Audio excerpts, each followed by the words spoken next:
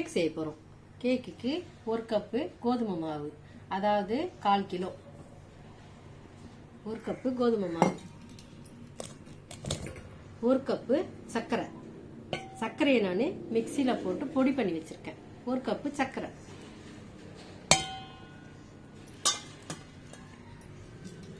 அதில் ஒரு சிட்டிக்கை உப்பு போட்டுக்குவோம். ஒரு சிட்டிக்கை உப்பு போட்டு இதை நல்லா கலந்துருவோம்.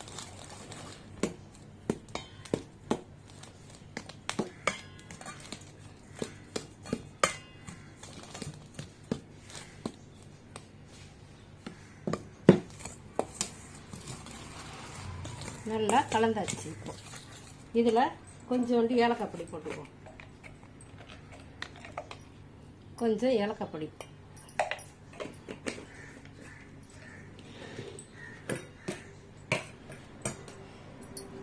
இதில் நம்ம கொஞ்சோண்டு முந்திரி, திராட்சை, பாதாம் வறுத்து வச்சிருக்கோம்.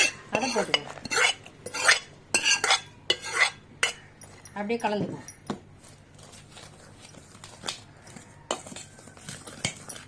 நல்லா கலந்தாச்சா?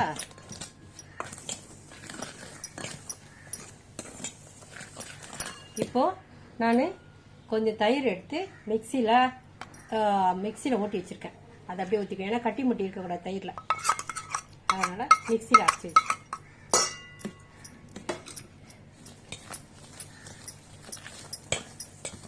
இதெல்லாம் கலந்துக்கிட்டு இது தோசை மாவு பக்குவத்துக்கு வரணும். அதுக்கு நம்ம மீதிக்கு பால் ஊற்றி கலந்துக்கலாம். இது பாருங்க, பால் காய வச்சு அரை வச்சு வச்சிருக்கேன். மீதிக்கு எவ்வளோ தேவையோ அவ்வளோத்துக்கு பால் ஊற்றிக்கலாம்.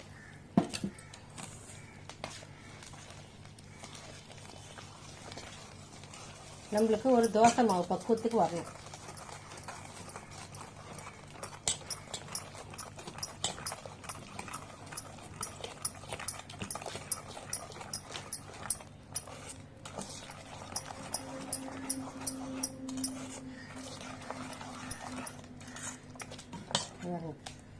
இந்த தோசை மாவு பக்குவத்துக்கு வந்தால் போதும், நல்லா வெந்துடும். நான் மாவை கலந்துட்டேன். இப்போ கிளாஸில் நெய் தடவி நம்ம இந்த அரை கிளாஸ் கிளாஸில் நெய் தடவி வச்சிருக்கு. எல்லா கிளாஸ்லையும் நெய் தடவி வச்சிருக்கு. அந்த கிளாஸில் நம்ம அரை கிளாஸ் ஊற்றலாம். அரை கிளாஸ் ஊற்றலாம்.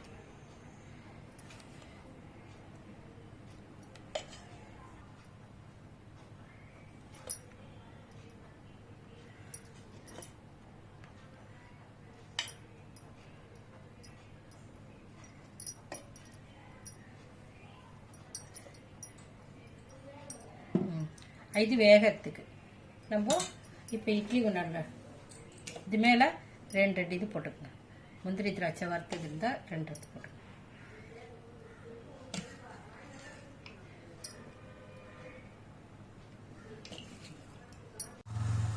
நம்ம தண்ணி காய வச்சு இட்லி தட்டு வச்சுருக்கோம். இட்லி தட்டு வச்சுட்டு அது மேலே ஒன்று எடுத்து வச்சுருவோம். இது வேகத்துக்கு எப்படியும் 10 நிமிஷம் 1/4 ஹவர் பிடிக்கும்.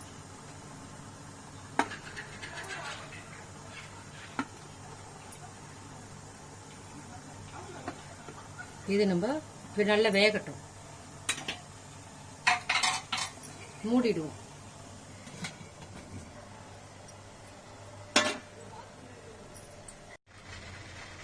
வெந்துச்சான்னு பார்க்கலாமா? சூப்பராக வெந்துச்சு. சூப்பராக வெந்துடுச்சு. உங்களுக்கு எப்படி வெந்தது பக்குவம் தெரியலன்னா இப்படி ஒரு குச்சியை விட்டுட்டு பாருங்க. குச்சியில் ஒட்டவே இல்லை. வெந்துடுச்சு. இப்போ இதெல்லாம் எடுத்து இது தட்டில் வைப்போம். கேக் ரெடி ஆயிடுச்சு. கோதுமை மாவு கேக் ரெடி. ஸ்பூன் போட்டு எடுத்து வைக்கலாம். வாங்க, நல்லா வெந்து போச்சு. Cake ready. கோதுமை மாவு கேக் ரெடி.